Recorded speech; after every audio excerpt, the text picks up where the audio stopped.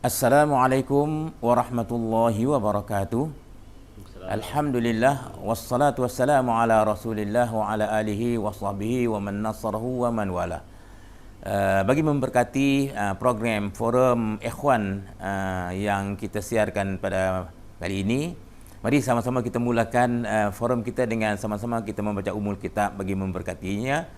Lahumul Fatihah. A'udzubillahi minasyaitonirrajim. Bismillahirrahmanirrahim. Alhamdulillahi rabbil alamin arrahmanir rahim maliki yaumiddin. Iyyaka na'budu wa iyyaka nasta'in. Ihdinas siratal mustaqim. Siratal ladzina an'amta 'alaihim ghairil maghdubi 'alaihim waladdallin. Amin.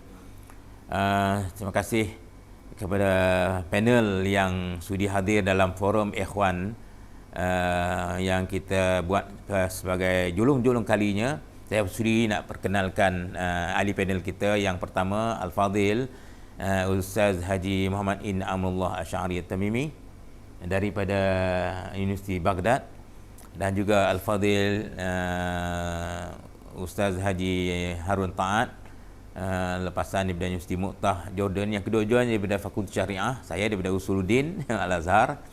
Dan alhamdulillah kita sebenarnya melihat kepada fenomena yang ada dalam dunia hari ini, melihat pada tahun yang dikatakan tahun mencabar dalam ekonomi antarabangsa, iaitu tahun 2023, dan berdepan dengan berbagai-bagai cabaran peperangan Ukraine yang tak habis-habis, berdepan dengan kenaikan harga barang yang begitu melonjak di seluruh dunia, yang menekan orang-orang miskin dan orang-orang yang susah bertambah susah, dan juga persoalan-persoalan yang melibatkan hal gejala-gejala sosial masyarakat yang semakin membesar dan semakin membimbangkan. Jadi kebanyakan umat Islam yang mungkin di sudut intelektualnya berfikir bagaimana cara untuk menyelesaikan masalah-masalah ini semua, berdepan dengan situasi yang mencabar, apa cara jalan keluarnya. Tetapi hakikat yang sepatutnya kita faham, Islam mengajar kita untuk melihat sesuatu masalah itu pada akarnya, pada puncanya. Justru itu kita bincangkan dalam forum ini, bagaimana sesuatu benda yang dilihat besar, yang dilihat begitu membimbangkan itu, sebenarnya dia berpunca daripada hal-hal yang asas dalam Islam, terutamanya bab solat. Atau dengan kata yang lain, bagaimana umat Islam ini perlu mengharapkan mendapatkan bantuan daripada Allah Subhanahu Wa Taala. Pertolongan Allah itulah yang diperlukan dalam hidup kita, dalam apa situasi sekalipun. Melihat pada masalah inilah yang kita tengok apa yang terjadi pada rata-rata umat Islam. Mengerjakan solat itu sebenarnya mempunyai syarat sah, syarat rukun dan sebagainya yang perlu difahami.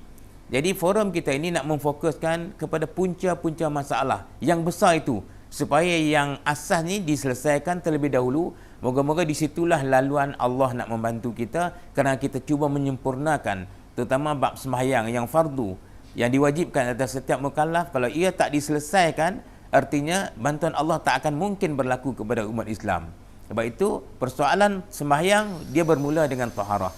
Sebab itu kita harap pada panel kita yang pertama, Al-Fadhil Tuan Haji Muhammad In'amullah dapat menjelaskan kepada kita tentang konsep taharah yang sebenarnya, daripada manakah setiap orang Islam itu perlu faham tentang taharah ini, ataupun kesucian sebelum kita nak melaksanakan ibadah sembahyang dan lain-lain.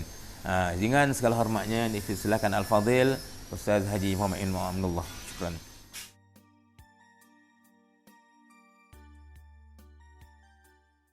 Bismillahirrahmanirrahim.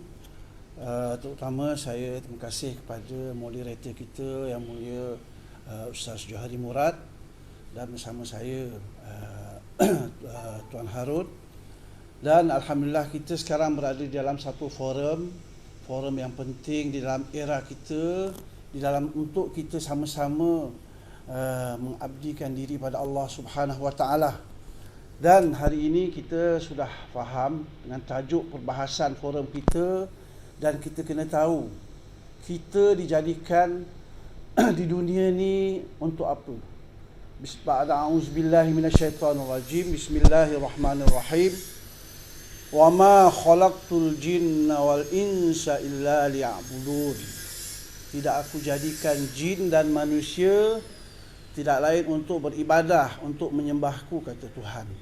Jadi di sini kita kena faham, hadirin hadirat semua, di dalam kita sebagai hamba Allah Subhanahu Wa Taala, yang mana Tuhan cipta kita di dunia ini, tidak lain yang pertama, yang asas yang kita kena faham bila disebutkan ibadah, yang asas adalah, yang utama pada kita daripada seluruh ibadah adalah solah. Solah itu sangat penting, itulah sebagai asas, sebagai tiang agama kepada diri-diri kita umat Islam. Dan kita lihat hadis Nabi, baginda Nabi sallallahu alaihi wasallam, sesungguhnya solat itu bersih. Inna miftahus salah at-tuhur. Kunci kepada sembahyang itu adalah kesucian, bersih. Bersih di sini bukan bersih yang dilihat pada mata sahaja, tetapi bersih daripada lahir dan batin, bersih pada aininya dan bersih pada hukminya. Di sinilah kita semua hadirin hadirat nak memastikan sejauh mana kebersihan itu berlaku di dalam diri kita. Dan kalaulah kebersihan ini tidak benar-benar kita pastikan, tidak benar-benar kita teliti berlaku di dalam diri kita, dengan sebab kebersihan inilah kita kena ingat apa saja ibadah kita, apa saja amalan kita, baik kita khidmat kepada masyarakat, infak kepada masyarakat, taat kepada kedua ibu bapa, dan seluruh hukum yang 5 dapat kita laksanakan, tapi kita tidak memastikan taharah itu berlaku pada diri kita, sebenarnya segala amalan kita ditolak oleh Allah Subhanahu Wa Taala. Sebab Tuhan menilai ibadah kita. Kalau dengan taharah kita itu suci, kesucian kita tidak benar-benar mengikut Islam, pertama sekali ibadah itu, solat itu sendiri ditolak. Dan apa lagi, amalan-amalan lain lagilah ditolak oleh Allah Subhanahu Wa Taala. Dan apabila kita kembali kepada Tuhan, kembali kita dalam keadaan yang miskin, yang mana segala amalan kita di atas muka bumi tidak diterima, ditolak. Sebab apa? Kita tidak memastikan kesucian kita itu benar-benar mengikut Allah, mengikut yang dilandaskan oleh Islam. Jadi itulah yang kita kena pastikan, kita kena letakkan, kena melihat betapa besarnya kesucian di dalam perbahasan kita pada forum kita kali ini. Dan untuk seterusnya, saya kembalikan majlis ini kepada moderator untuk seterusnya. Terima kasih kepada Al-Fadhil Ustaz Haji Muhammad Inamullah.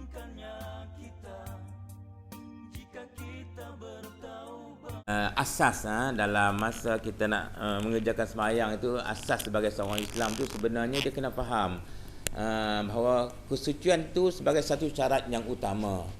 Kalau kita cakap hal yang lebih besar, hal yang lebih luas skopnya, tapi dan kita cuba nak laksanakan Islam tu secara keseluruhan, secara syumul, mungkin dalam bidang pendidikan ke, ekonomi ke, industri ke, pertanian ke, perdagangan ke, semua bidang sekalipun, tapi yang asas yang dalam Islam tu kita tak lepas, tak lulus di sisi Allah, artinya ibadah sembahyang kita tentulah tertolak.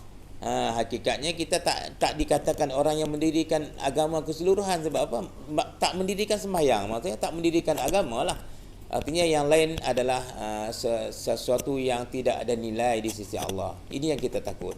Jadi kita nak balik kepada Al-Fadhil Ustaz Haji Harun Faad, supaya beliau dapat jelaskan di mana poin-poin utama yang sangat ketara lah pada kalangan umat Islam hari ini. Hal taharah ni apa yang rasanya dia tak beri perhatian.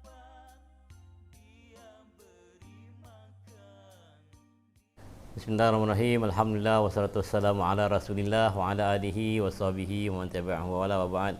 Terima kasih kepada yang berusaha, Tuan Moderator, Tuan Johari Murad, yang dikasihi, yang dihormati ahli panel pertama Tuan Haji Inamullah Tamimi, dan seluruh yang hadir sama ada secara fizikal ni atau online pada kami kita semua. Kita bersyukur kepada Allah SWT dapat bertemu pada hari kali ini dalam forum ikhwan berkaitan dengan kesucian, dengan ibadah, dengan hubungan kita dengan Allah SWT.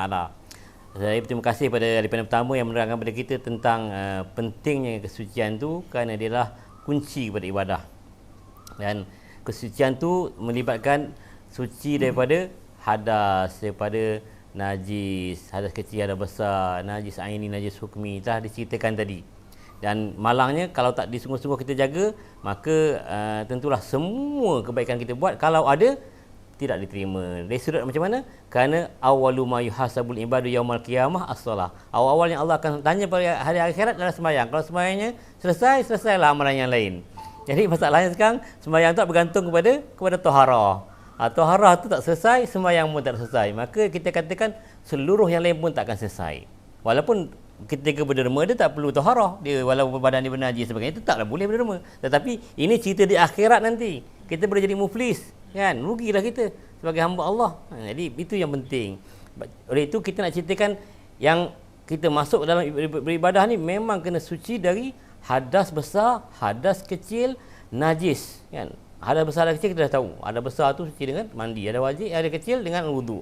Najis yang kita nak ceritakan. Najis tu ada yang aini, ada yang hukmi. Ini yang kita kena faham.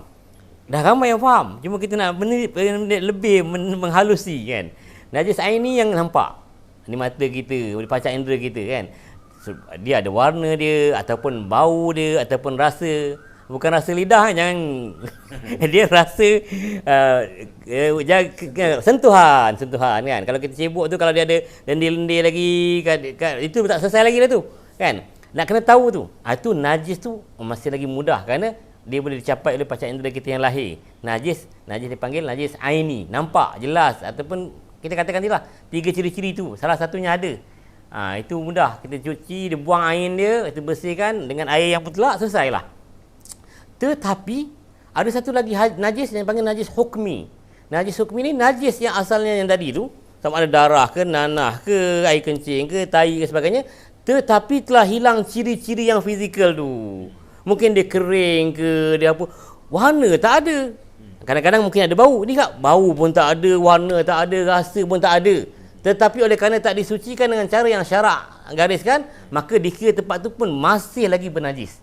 Hukumnya hukum bernajis. Kalau dibawa dalam sembahyang, tak sah sembahyang dia. Kan bahaya tu. Jadi ini berlaku kat mana? Merata-rata, macam-macam tempat. Kita nak tengok sekarang, benda ni berlaku pada diri kita. Jadi dia sembahyang yang boleh mengubahkan seorang perangai seorang tu daripada jahat kepada baik, kepada lebih baik lagi, yang mengubahkan seorang tu daripada dia seorang yang bakhil kepada pemurah lagi. Seorang tu berubah daripada sombong kepada tawaduk, jadi merendah diri, sampai berubah kita daripada baik, jahat kepada baik kepada lebih baik. Tetapi tak berlaku, kan? Ramai yang tak sembahyang satu bab lah. Yang dah sembahyang tu pun masih bergaduh lagi. AJK Magic pun gaduh-gaduh, kan? Kita yang sembahyang ni pun tak puas hati dengan orang lain, berseketa, berdengki sebagainya. Kenapa? Kerana ni lah. Kerana sembahyang tu fizikal saja. Rupa-rupanya yang fizikal pun tak selesai. Kita ambil contoh begini. Antaranya, kita pergi ke R&R katakan. Kita pakai slipper, pakai kasut. Ramai yang berlaku ni di masyarakat kita. Dengan kasut yang sama tu, kita masuk dalam tandas, terkena kat tandas tu ada najis dia pijak. Confirm lah yang kita pijak ni semua bernajis. Cuma najis hukmi, sebab tak nampak fizikal dia, tapi bernajis. Kita sampai kat pintu, ada kata nak masuk ke kawasan surau, buka kasut, malangnya ramai yang buka kasut, pijak kat atas lantai tu, Cik Nam tu. Dia pijak atas lantai dengan kaki yang basah, Tuan Jo, pijak atas lantai tu, jalan masuk dalam surau. Maka bernajislah seluruh surau tu. Surau tu dia kira bernajis. Kerana najis hukmi tadi, kena dengan air, dia melekat kat kaki kita, dia kira bernajis. Maka dia bawa dalam surau tu. Bukan saja dia yang sembahyang tak sah, semua orang sembahyang kat surau tu, dia kira tak sah kerana surau tu bernajis. Cuma ada orang yang dimaafkan kerana tak tahu atau sebagainya, tetapi ada orang yang berdosa dan dosa dia tu berlanjutan. Kan malang begitu. Begitulah kalau kat rumah kita tak ada alas kaki dekat tandas kita.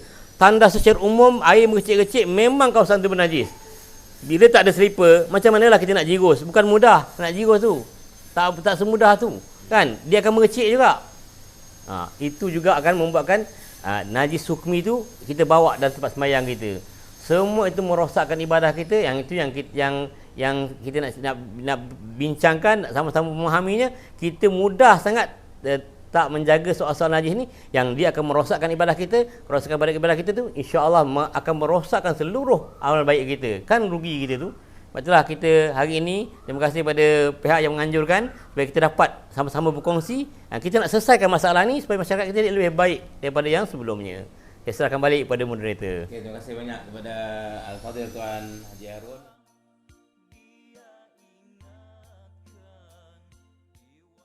Taharah ni kita lihat sedih sangat. Ada masjid kita pergi tengok macam RNR tadi jugalah, dia masuk tandas, keluar tandas tu tak ada slipper, keluar tandas tu terus dengan tak pakai kasut, tak pakai alas kaki, terus naik ke masjid. Bayangkan, cuma orang yang tak tahu dia dimaafkan macam kata Arun tadi, tapi orang yang tahu tu dia bertanggungjawab. Dia bertanggungjawab. Tapi kalau dia tak tahu, ilmu pun tak ada, kekallah keadaan itu yang sampai akhirnya nanti dia dikatakan orang yang muflis di akhirat. Sebab apa? Dia menyebabkan orang lain tak sah sembahyang. Berat tu. Jadi kita perlu tahu macam mana teknik penjagaan yang sebenarnya tentang taharah ni supaya kita selesai masalah ni. Forum kali ni moga-moga jadi menunjuk jalan kepada kita yang terbaik, yang praktikal, macam mana kita kena buat menghadapi soal najis, terutama najis hukmi ni. Silakan Al-Fadhil Ustaz Inam.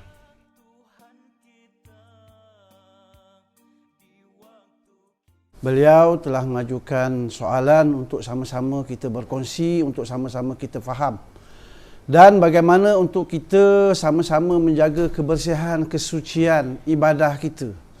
Pertama, sudah tentu bila kita nak beribadah, nak solat, sama ada di rumah, di masjid, di mana sahaja, kita akan pergi ke tempat qada hajat, bilik air. Sudah tentu sebab kita nak beruduk. Maka di situ kita kena pastikan, contoh dalam bilik air, ada tak selipar? Kalau tak ada selipar, itu sudah tentu dia akan mengundang kepada kita, kepada terlibat dengan kesucian tadi tu, hukmi itu tadi. Maka kita kena pastikan ada selipar. Kemudian seterusnya, kita nak pastikan pula ciri-ciri selipar tu cukup tak? Jangan selipar tu dia lepeh sangat, kemudian jangan selipar tu dia bocor, boleh tembus. Artinya kalau kita dirus daripada bawah, tak payah tunggu dia merecik. Dari bawah pun dia boleh, ada berlubang-lubang, getah tu dia naik ke atas. Maknanya itu juga kita kena pastikan. Kalau tidak selesai taharah kita. Kemudian kita kena pastikan juga di bilik air tu, setengah bilik air dia tidak ada baldi. Kalau baldi tu mungkinlah boleh membantu kita untuk ada gayung dan membasuh kaki kita untuk memastikan taharah kita benar-benar dapat jaga. Dan kita kena pastikan pula air itu janganlah air yang kita tak kenal pasti dah merecik dan sebagainya. Air itu kena benar-benar air yang mutlak. Sebab kita nak jaga kesucian ibadah kita, sebab ibadah sembahyang itulah yang pertama sekali yang Tuhan akan tanya kita. Dan seterusnya kita nak pastikan, dan untuk menyelesaikan masalah itu semua, antaranya yang terbaik untuk kita mudah pastikan bilik air kita tu gunakan getah. Kalau ada getah paip tu, dia boleh membantu untuk kita jaga taharah kita. Kita boleh dirus berperingkat perlahan-lahan, kita boleh pastikan daripada kaki kanan kita, kita usap-usap kaki kita, jari-jari setiap jari-jari, celah-celah jari kuku kita tu kita pastikan sampainya air. Dan seterusnya, kaki yang seterusnya dan seterusnya kita pastikan kita keluar daripada bilik air itu dalam keadaan bersih suci. Dan kita kena pastikan luar daripada itu pula, jangan pula ada selipar daripada dalam bilik air keluar. Itu kita kena pastikan. Sebab kalaulah kita tak pastikan, kita tak ambil berat, ataupun kita tidak tegaskan, tidak tulis dan sebagainya, ingat pada setiap orang yang datang di surau, di masjid misalnya, itu kesilapan kita. Maknanya orang yang bertanggungjawab kena ambil berat tentang ni, supaya taharah hukmi itu bukan sahaja selesai dalam bilik air tadi, tapi di luar juga mesti dia bersih. Taharah tu mesti suci. daripada bentuk aininya, bentuk hukminya semua selesai, barulah kita boleh taharah kita tu, mudah-mudahan itulah yang kita harapkan Tuhan terima segala ibadah. Dan dia bermula daripada taharah. Jadi itulah yang sama-sama kita nak kena ambil berat, sama-sama saya nak ingatkan diri saya dan kita semua, pastikan taharah ini, sebab miftahus solah tuhur, kunci kepada sembahyang itu suci, bersih. Bersih daripada hadas kecil, hadas besar, daripada suci daripada najis aini dan najis hukmi. Jadi itulah yang dapat saya kongsikan. Ampun maaf, saya serah semula kepada moderator kita yang mulia Ustaz Johari. Kita sebenarnya masih ada lagi yang kita nak bicarakan. Sebenarnya dari sudut taharah yang sebegini, ramai masyarakat umat Islam tu yang tak tahu, tak sedar. Dia ingat, dia relax je, dia macam okey je. Kita pergi kat Pakistan contohnya lah, budak-budak tahfiz tu, bila dia tengok kita datang, dia datang nak salam dengan kita tu, keluar daripada masjid dia ataupun surau tahfiz dia tu, dia tak pakai kasut apa pun, tak lepek kaki pun, terus datang salam. Salam tu artinya lepas tu dia lari balik masuk dalam surau. Dalam keadaan kaki pun tak basuh, hitam lah kaki dia tu. Macam tu lah. Sebab tak faham. Dalam rumah pun sama juga. Sedangkan rumah orang Islam ni dia semua tempat suci. Kecuali depan tandas, kecuali dalam tandas saja. Yang lain semua suci, boleh semayang. Itulah sebenarnya. Jadi mungkin kita dengar daripada Al-Fadhil Ustaz Harun berkaitan apa yang lagi yang boleh disentuh berkaitan dengan taharah ni, untuk kita kembangkan lagi kefahaman kita. Untuk seterusnya silakan.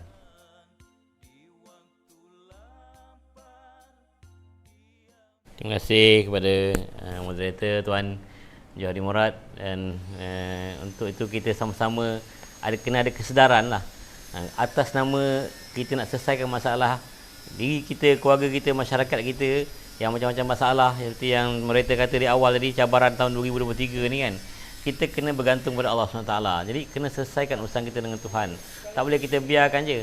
Jadi kita perkara ni dah lumrah dah, macam biasa begitu berlaku. Sedangkan kalau kita teliti kehidupan datuk nenek kita dulu, tak, dia jaga. Walaupun dia kadang-kadang dia tak ada slipper, kaki ayam, tapi setiap rumah dia mesti ada dia punya tempayan untuk dia basuh kaki dia kan. Dia tahu kita ni bukan kat padang pasir tu kata-kata suci lah, padang pasir tak banyak lah tapi kita bila bertanah berair ni, dan fiqh kita, fiqh Syafi'i sangat mendetail perkara ni. Kita kena ambil berat tu. Memang Allah takdirkan belah Nusantara ni fiqh Syafi'i. Fiqh Syafi'i kata-kata memang amat menjaga benda ni. Jadi kita cerita kat kawasan kita ni, jadi kena selesaikan. Kalau kita dapati masjid kita, surau kita, rumah kita tak selesai, kena selesaikan. Ada cara dia, bukan tak ada. Dan cara itu bukannya terlalu memberatkan, tak, tapi kita kena cucikan lah. Kalau memang kapet dah terkena dan kita tahu kita nak jaga sekarang, kena kumpul, kita punya AJK kena fahamkan semua, kita nak selesaikan masalah ni. Sama ada kita kursuskan dahulu ke semua, bagi sama satu pendapat. Semua kena sama. Sebelum kita nak cakap dengan orang yang datang dari luar, jemaah masjid kita tu kena tahu kita nak buat apa. Lepas tu kena cuci. Masjid tu ada cara cucinya. Paling-paling tidak pun kena ambil kain yang basah, kena tarik untuk selesaikan najis hukmi yang tak ada tu. Ada cara, tata caranya. Kena berbincang tu. Ada, alim ulama tahu tu. Tapi yang kita faham itulah. Ambil kain yang suci, dibasahkan, diperah, tu tariklah kapet tu sampai 3 kali tarik. Untuk kita katakan benda tu dah kenalah. Dah ada usaha kita lah nak sucikan. Kerana dia hukmi, tak nampak kan. Tapi benda tu boleh dibincangkan lagi. Begitu juga lah kalau kat rumah kita. Rumah kita lagi mudah lah. Kalau kita boleh basuh, kita basuh. Tapi kena faham tata caranya dan kena pastikan selepas itu ikut dia punya penjagaan dia. Kat rumah kita sepatutnya semua sudut kita boleh sembahyang. Kerana dia suci. Kan? Rumah kita kan. Rumah kita tu kan tempat ibadah kita. Kat dalam bilik air tu kalau boleh kita nak jaga juga. Tapi dah memang tempat bilik air tu tempat kita mungkin akan terpercik najis dan sebagainya. Kita anggap bilik air tu bolehlah dimaafkan. Tapi kat pintu masuk keluar bilik air saja tu pun dah kena faham. Kat pintu nak keluar rumah, kat tempat kasut pun kena faham. Ada orang kasut ni biasa je masuk dalam rumah. Kita bukan barat, kan? Kita nak tiru barat kenapa? Barat pun dah diambang kejatuhan dah kan. Kita ada tata cara kita. Dalam Islam ni, indahnya Islam ni, seluruh perkara tu ada dia punya. Dari mula bangun tidur sampai tidur semua ada tata cara dia. Ada kaedah dia. Kan cantik. Masuk tandas pun ada cara. Keluar tandas pada cara dia. Semua ada pahala. Ada kira bicara dengan Allah tu ada. Bukan dia terbuka begitu saja. Tak. Dia susun cantik.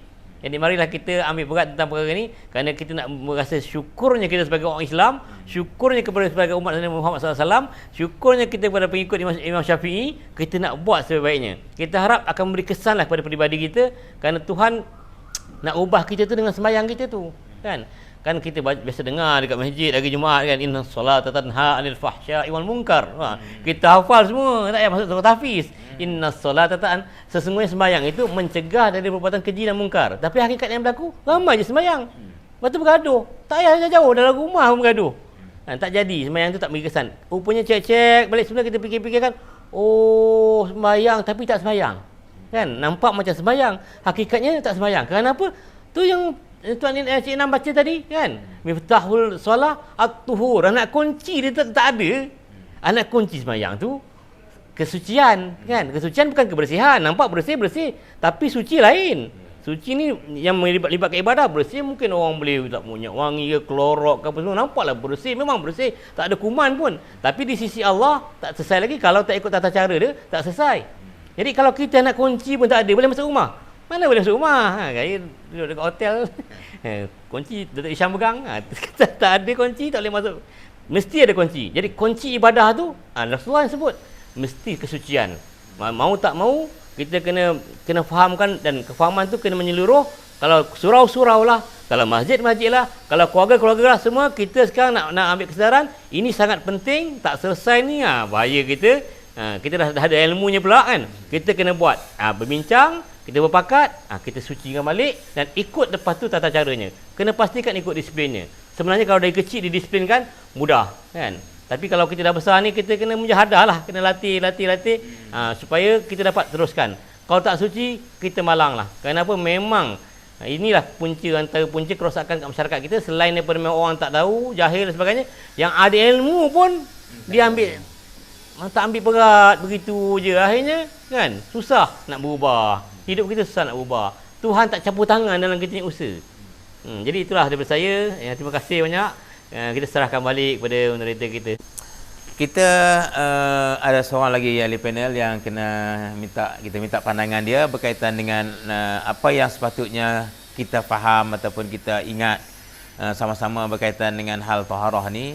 Kerana macam Ustaz Jarun cakap tadi, rumah tangga kita sebagai asas tu pun ramai yang dah gagal. Gagal dalam hal taharah ni lah. Anak-anak keluar masuk keluar rumah tu tak pakai slipper. Itu semua gagal. Tapi kalau kita fahamkan mereka, insya-Allah dia boleh, sebab dia masih anak-anak kecil. Kalau yang dewasa tu masya-Allah susah. Kami pernah dengan Ustaz Jarun ni pergi ke mana? Pergi sebuah rumah imam. Tak sebutlah imam mana tu, tapi maksudnya imam tu pun, ya Allah, bilik air dia, seorang masuk bilik air dia, keluar. Allah, bilik air tak ada slipper. Kunci bilik air pun tak ada. Ya Allah, macam mana tu? Itulah ceritanya, tak ambil berat. Sistem sepatutnya sistem Islam tu diberi tumpuan. Yang dia nak tengok hal-hal yang lain. Sedangkan yang melaksanakan Islam tu sebagai sistem hidup tu mesti bermula dengan benda-benda yang asas ni lah. Sebab itu macam Sarun cakap tadi, orang tua-tua dulu ingat lagi pasal rumah nek tok saya, memang dia depan tangga rumah dia tu, tangga nak naik atas rumah tu, dia ada tempayan besar. Tempayan besar tu betul-betul tempat saluran air hujan turun. Air hujan turun tu dia masuk dalam tu, itulah dia buat cebok. Basuh kaki. Basuh kaki kat situ lah. Jadi comel lah basuh kaki. Naik atas tu memang bersih, suci. Jadi memang sepatutnya kita bersistem lah. Kena tengok ketua keluarga, ibu dan bapa tu kena tengok hal ni. Dan bila kita pergi kita duduk dalam surau ke, dalam masyarakat taman kita ke, kampung kita, kita kena bagi pandangan berkaitan dengan taharah ni juga. Sangat kena beri perhatian. Jadi mungkin ada pandangan daripada ahli panel kita yang pertama, tapi kita rasa dia boleh gulung terus. Sebelum kita minta yang akhirnya, Al-Fadhil Ustaz Harun juga cakap nanti. Silakan Ustaz Inam. Terima kasih kepada moderator kita, Tuan Johari Murad. Alhamdulillah, sama-sama kita dah mendengar panjang lebar yang diterangkan dibahaskan di dalam forum kita kali ini, satu forum, satu tajuk yang sangat penting di dalam hidup kita. Dan kita lihat pada hari ini memang umat Islam hari ini di merata tempat. Kenapa semua umat Islam mereka tidak dibantu oleh Allah? Sebab bila kita tidak benar-benar memastikan hadis baginda Nabi yang disebut miftahus salah tuhurun, maknanya kesucian itu tidak benar-benar memastikan, maka sebenarnya hakikatnya apa yang berlaku seluruh ibadah kita umat Islam ni ditolak oleh Allah Subhanahu Wa Taala. Maka itu sebablah di mana pun Islam berada, kita tak dibantu oleh Allah. Apa saja kerja kita tak dibantu oleh Allah, sebab rupanya asas kita tu dah ditolak oleh Allah Subhanahu Wa Taala kerana kita tidak mengambil berat tentang kebersihan, kesucian mengikut pandangan Tuhan, pandangan Islam. Itulah pada hari ini kita kena pastikan kesucian itu tadi. Yang dibahaskan oleh Yang Mulia Tuan Harun, sejauh mana kita memastikan kesucian itu mengikut pandangan Islam tu yang mana? Yang aininya, baik aininya dan juga hukminya benar-benar selesai mengikut syariat Islam. Bukan pandangan mata sekadar cantik bersih. Semua orang kafir pun boleh kita kata dia lebih bersih pada kita, tapi tidak selesai bersih mengikut pandangan Islam. Tapi kita nak bersih, suci mengikut pandangan Islam. Bila kita nak ibadah, bukan suci saja, mesti memastikan hadas kecil dan hadas besar itu selesai. Barulah kita benar-benar dapat mengabdikan diri pada Allah Subhanahu Wa Taala. Jadi kebersihan inilah yang nak kita halusi. Kebersihan, kesucian inilah nak sama-sama kita perjuangkan, nak sama-sama kita ingatkan, sama ada di masjid, di surau, di rumah kita, di mana sahaja kita berada, kita berkongsi, sampaikan pada semua umat Islam tentang betapa pentingnya tentang taharah tersebut. Jadi itulah yang dapat saya ingatkan, khususnya untuk saya dan kita semua. Mudah-mudahan menjadikan pakaian kita dan juga menjadikan amalan kita untuk kita benar-benar mengabdikan diri kita kepada Allah Subhanahu Wa Taala. Dan seterusnya saya kembalikan pada. Okey, terima kasih. Terima kasih kepada saya Naam. Alhamdulillah, sebenarnya kita nak kena dengar daripada yang bahagia Tuan Ustaz Harun berkaitan dengan apa kesimpulan yang boleh diambil daripada apa yang kita bincang hari ini. Banyak lagi sebenarnya, tapi untuk kali ini kita fokus pada taharah ni. Jadi silakan Ustaz Harun. Alhamdulillah, terima kasih pada Tuan Moderator, Tuan Johari Murad, juga elemen pertama Cik Namullah Al-Tamimi sebagai khulasah ataupun ringkasan ataupun rangkuman apa yang kita cakap pada hari ini. Sebenarnya tuan-tuan macam dah disebut oleh ahli panel, disebut oleh moderator. Cuma saya nak sambung sedikit untuk sedikit tambah-tambahan. Antaranya sebenarnya Allah suruh ni dia mesti melibatkan yang lahir, yang batin, yang roh, semua kena ada. Yang kita cakap ni baru peringkat yang lahir lagi sebenarnya. Tapi kalau yang lahir tak selesai, ya Allah, betapa lagi lah yang batin. Allah sebut dalam Quran, yauma la yanfa'u malun wala banun, dan jauh kan, illa man atallaha biqalbin salim. Hari kiamat tu hari yang Allah tak ada gunalah harta benda, anak pinak yang ramai, harta benda yang macam-macam hebat kita ada kan. Hari ni orang kat media sosial tunjuk kereta dia lah. Ambil gambar tu dekat mana? Dekat dia punya steering aja. Kita tengok apa kereta apa yang ada boleh bawa sendiri tu. Allah. Itu je. Lepas tu kalau jam tu kita tengok sikit je dah tahu dah. Mahal jam dia. Semua orang nak, kalau dia kata nak ajak orang masuk dalam bisnes dia, tengok duit dia berlambak kan. Semua tak ada guna si Tuhan.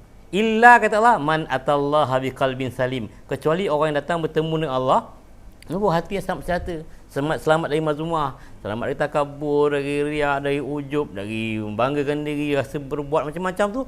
Selamat dari tu, dah bersih hati dia tu, baru selamat jumpa dengan Tuhan. Begitu sekali lah Allah tak nilai yang lahir-lahir ni. Jadi macam mana kita nak cerita yang hati-hati yang bersih-bersih, yang begitu, yang hebat tu, kalau kita yang lahir pun tak selesai. Sedangkan itulah yang Allah nak. Pergi jumpa Tuhan tu, kita ni nak jumpa Tuhan ke tak nak, kita kena jumpa Tuhan. Kita bersiap, bersedia nak jumpa Tuhan ke tak bersedia, kita akan jumpa Tuhan. Jumpa Tuhan ni memang confirm. Kita dengar kuliah Tuan ni kan. Tapi perkara yang memang pasti berlaku tu kan. Tak boleh buat, kematian kita akan berlaku.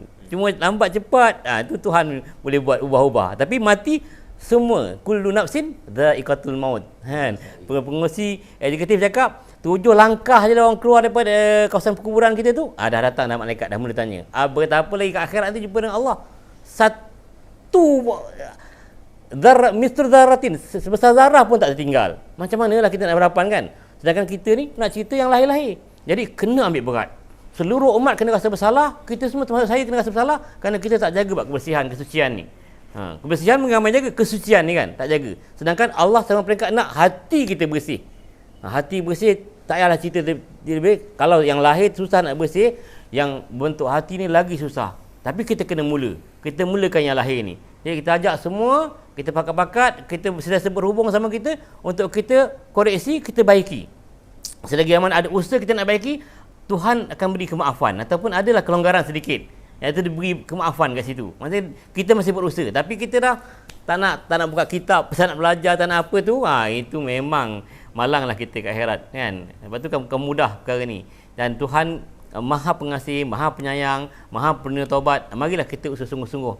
Kita diminta supaya sentiasa bertaubat, sentiasa berdoa. Supaya apa? Kerana kita memang banyak salah, banyak silap. Bab ni je kita tak selesai kan. Sedangkan kita nak negara kita ni aman, makmur dan mendapat keampunan Tuhan. Terima kasih kepada kedua-dua ahli panel kita yang bagi Al-Fadhil Ustaz Ibn Amullah dan juga Ustaz Haji Harun Taat. Kita sebenarnya dah sampai kepada pengakhiran ataupun penutup pada program forum kita pada kali ini. Cuma perlu juga saya sampaikan di sini bahawa bila orang ramai ataupun masyarakat daripada berbagai golongan datang kepada GSB Holding, sebenarnya datang nak bekerjasama, datang nak meminta pandangan dan juga macam-macam lah urusan dengan kita, menawarkan berbagai-bagai bentuk tawaran bisnes dan sebagainya. Tapi kita bukan lihat itu semata-mata, tapi kita lihat bagaimana orang yang datang itu Islamnya bagaimana. Kalau nak kerjasama dengan kita tu, kerjasama yang kita harap daripada A sampai ke Z tu sepenuhnya atas nama Islam, atas nama nak membela Allah dan Rasul lah. Jadi bila kita tengok kadang, ya Allah, lemahnya hal ibadah pun tak selesai, taharah lagi lah. Itulah yang mendorong kami atas keberkatan dan juga panduan yang berbahagia chairman kami atau pengurusi eksekutif JSB Holding sendiri, untuk kita paparkan satu persoalan yang sangat penting untuk difahami bersama, dimuhasabahkan balik tentang hal berkaitan dengan taharah sebagai asas dalam melaksanakan ibadah, bahkan asas untuk menjadi sah atau tidak sembahyang kita. Jadi moga-moga ilmu yang disampaikan pada hari ini, pada kali ini akan menjadi panduan untuk kita semua. Sebab syarat untuk ibadah tu, seperti mana kita tahu, syarat untuk menjadi orang yang bertakwa tu adalah 8 syarat. Salah satunya tidak lain tidak bukan adalah dengan ilmu. Jadi kefahaman atas ilmu yang kita yakin inilah moga-moga membantu kita untuk kita meningkatkan diri kita. Sekian banyak pada panel pertama dan kedua. Jazakumullah khairul jazak. Kita tangguh dulu majlis kita ataupun forum kita pada kali ini dengan sama-sama kita mengaminkan doa tasbih kifarah dan juga sama kita baca surat Al-Asri nanti. Bismillahirrahmanirrahim. Subhanallahi wa bihamdihi, subhanakallahumma wa bihamdika, nashhadu an la ilaha illa anta, nastaghfiruka wa natubu ilaik. Subhanallahi wa bihamdihi, subhanakallahumma wa bihamdika, nashhadu an la ilaha illa anta, nastaghfiruka wa natubu ilaik. Subhanallahi wa bihamdihi, subhanakallahumma wa bihamdika, nashhadu an la ilaha illa anta, nastaghfiruka wa natubu ilaik. Bismillahirrahmanirrahim. Al-'asr, innal insana lafi khusr illa alladhina amanu wa 'amilus salihat wa tawassaw bil haqqi wa tawassaw bis sabr. Wa syukran. Wassalamualaikum warahmatullahi wabarakatuh. Terima kasih semua.